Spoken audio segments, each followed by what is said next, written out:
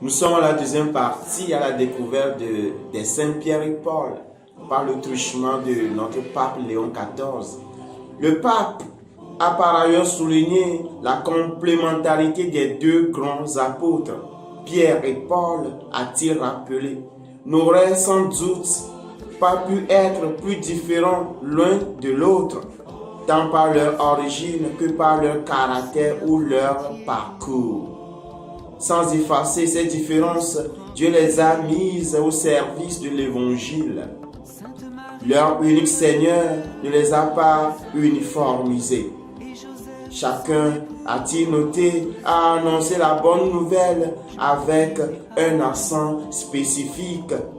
Et le Saint-Esprit, en inspirant les auteurs bibliques, a voulu que leurs différences ne soient pas dissimulées, mais qu'elles nous soient au contraire présentées comme une bonne nouvelle, a encore révélé le pape.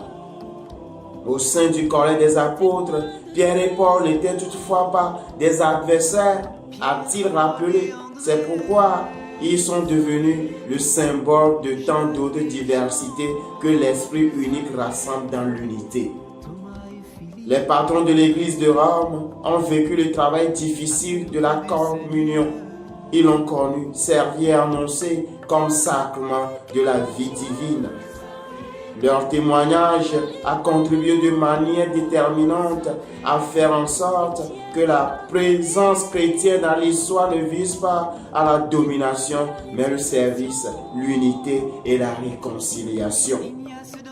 En concluant sa méditation, le pape a souhaité que le Seigneur nous accorde, par l'intercession des saints Pierre et Paul, d'apprécier toujours davantage la catholicité de l'Église, mais aussi d'en reconnaître la valeur au service de la rencontre fraternelle entre les personnes et les peuples, d'éviter tout ce qui ou porte atteinte à la communion et de persévérer sur la voie œcuménique et dans un dialogue attentif et franc avec tous. Bien-aimés, qu'à travers ces saints, les deux colons de l'Église, les saints Pierre et Paul, nous aussi nous soyons des disciples du Christ, des gens qui apportent la bonne nouvelle par notre vie, par nos efforts et même par nos misères. Que l'Esprit Saint nous édifie et nous donne la force. N'oublie pas le Seigneur d'avoir sur nous. À bientôt.